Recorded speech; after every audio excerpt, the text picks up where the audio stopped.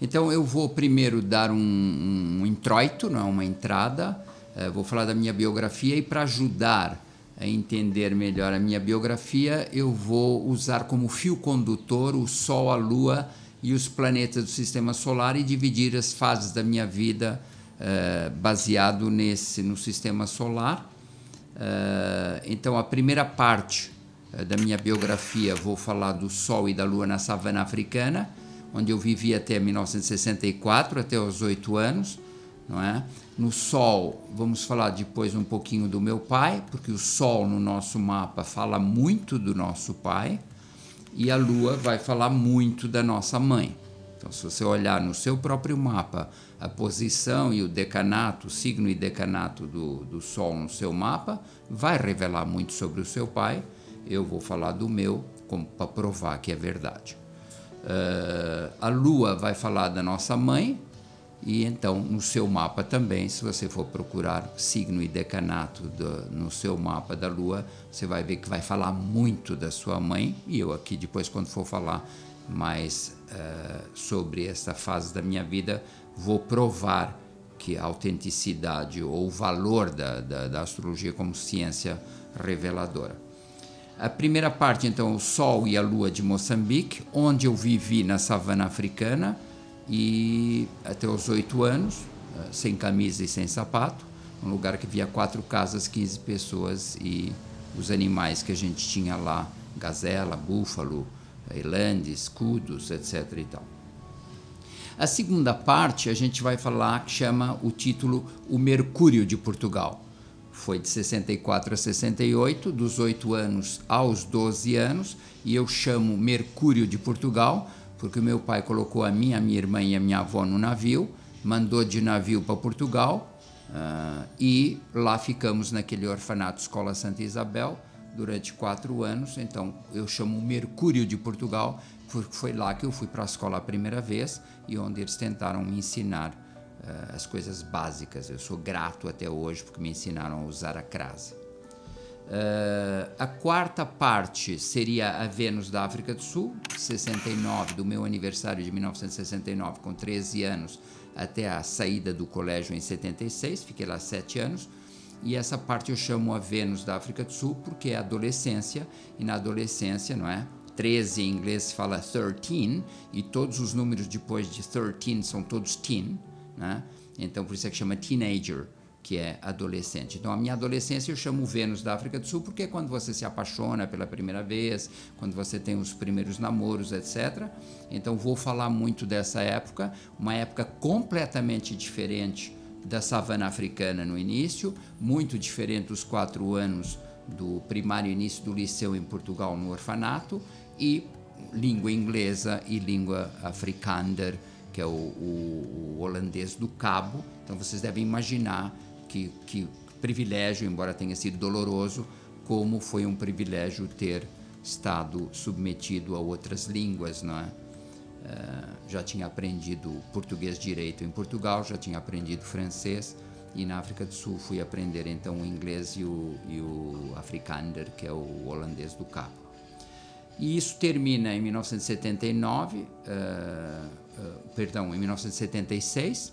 Então, depois a quarta parte vai se chamar Marte rapta a moça, e Marte é o deus da guerra, romano. Então, houve uma experiência ali de 1974, quando eu tinha 17, 18 anos, até vir para o Brasil. Foi em 76, e esse período é um período, então, que eu vou falar rapidamente sobre esse Marte que rapta a moça, que na verdade representa a perda de Moçambique. Então foi um parto doloroso e gigantesco em que a gente perde o país. Então a turma de Angola, Moçambique e Guiné, 1 milhão de pessoas tiveram que fugir da África e para várias partes do mundo, e eu decidi vir para o Brasil, ou os meus mentores acabaram mandando para o Brasil. Então, as primeiras 4 partes representam a minha infância, a vida na caverna, né, como chamou Platão. Aí, com a saída ou parto forçado de Moçambique e da África do Sul, quando eu vim para o Brasil, começa uma nova etapa da minha vida, que eu vou chamar a parte 5, Júpiter recebe Apolo no Brasil, Então, é o período em que eu venho para aqui com uma mala de 20 quilos para recomeçar a minha vida, e comecei a ser professor de inglês para sobreviver, dando 12 horas de aula de inglês por dia, das 10 da manhã às 10 da noite, e depois das 10 da noite às 4 da manhã eram meus, e ali é que eu fui fazer todo o resto. E quando eu menciono Júpiter aqui, é porque Júpiter ele representa uma vida social, já não representa uma vida individual que foi até aos 20 anos, e representa o adentramento na vida social, e o Júpiter tem muito a ver com o que eu fazia, que era dar aula de inglês e também estudar, etc e tal. E aí eu vou contar um pouco da aventura, essa aventura fantástica que começou aos 23 anos, em que eu passo a ter uma sede de conhecimento absurda, né? E não deixa de ser curioso, porque nessa época, exatamente falando em progressão astrológica, o meu Sol progrediu e com 23 anos ele encontrou Júpiter, né? Por isso é que eu digo que o Apolo encontra Júpiter. O Apolo somos cada um de nós, o Sol somos cada um de nós, e Júpiter é esse grande Deus, um Deus de grande expansão. Depois, isso foi a partir de 79, quando eu já era vegano e comecei a estudar religiões do mundo e a estudar a sério, né?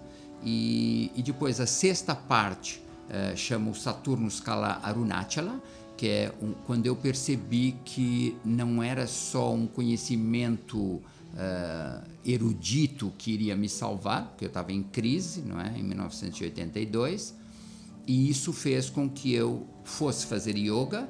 Fui fazer yoga em 82, então quando eu me refiro a uma montanha que é Saturno, me refiro a uma montanha que existe no sul da Índia, de onde o meu mestre era, que é aliás, o mestre do meu mestre, que era o Ramana Maharshi. Então fui levar muito a sério a questão da yoga, levei a yoga muito a sério. Ainda hoje eu acho que se tivesse que pegar um livro, pegasse fogo na minha biblioteca, e eu tivesse que fugir com um livro, eu levaria os Yoga Sutras do Patanjali. Acho que não há nada mais interessante para a gente estudar quando se refere às caladas interiores, não fora, mas dentro. Então, 82, 83, fazendo yoga, Saturno. A disciplina, a severidade, a introspecção, a busca dos elementos mais elevados da alma. E então, em março de 83, eu tenho as maiores experiências místicas da minha vida, e a partir dali eu tento me reconstruir, né?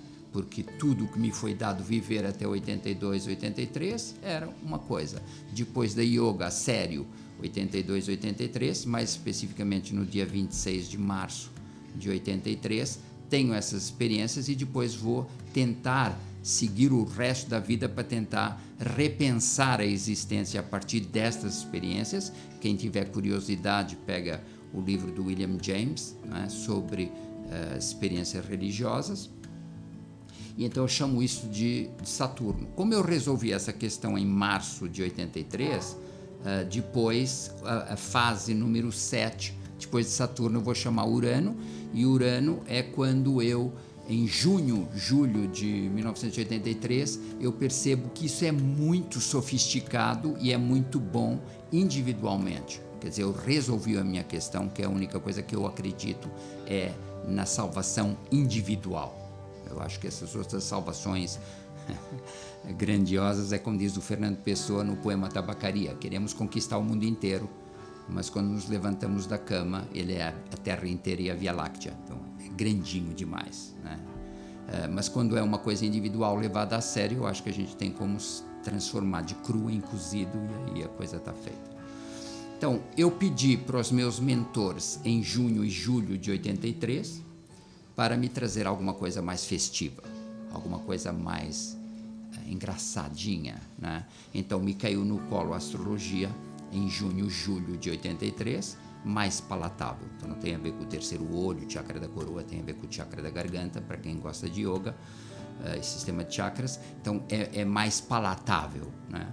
E de fato, o capítulo número 7 é Urano, me entrega a astrologia, a palavra certa é essa, e eu digo entrega porque quando eu fui conhecer a astrologia, eu estava reconhecendo a astrologia, do mesmo modo quando eu fui estudar a Bhagavad Gita, o Tao Te Ching e as escrituras sagradas das outras religiões, não tive nenhum estranhamento, eu tinha um reconhecimento, a palavra certa é reconhecimento, a astrologia também.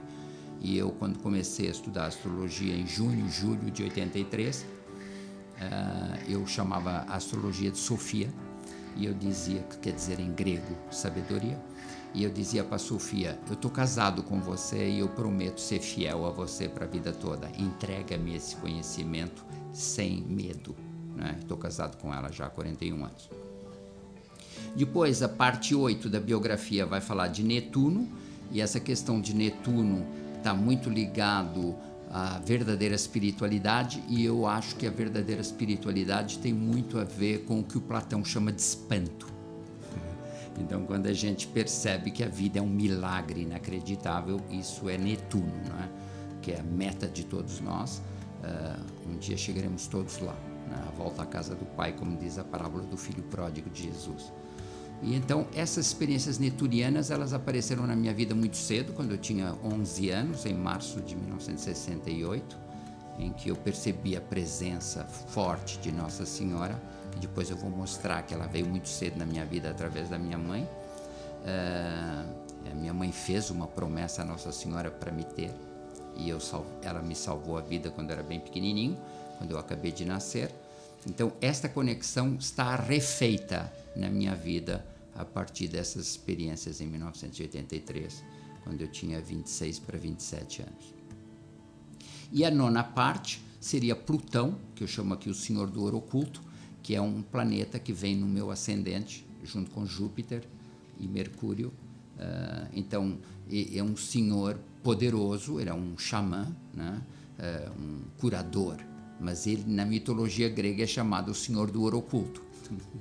Então o ouro não está nunca na superfície, o ouro está sempre na profundidade.